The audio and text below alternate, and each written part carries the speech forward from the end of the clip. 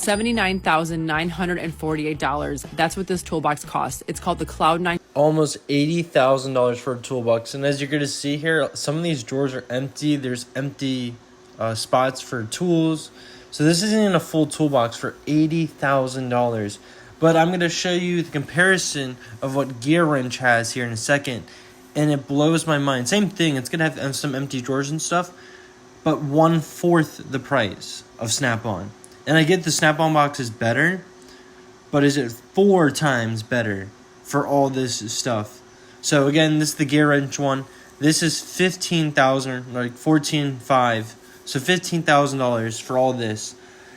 Again, there's gonna be some empty drawers and stuff, but the same concept, the Snap-on. You got everything inlaid in foam. It looks really good, easy to find your tools. As you can see, empty drawer over there. But my God, imagine spending $80,000 on a toolbox. Who's doing that? That's insane.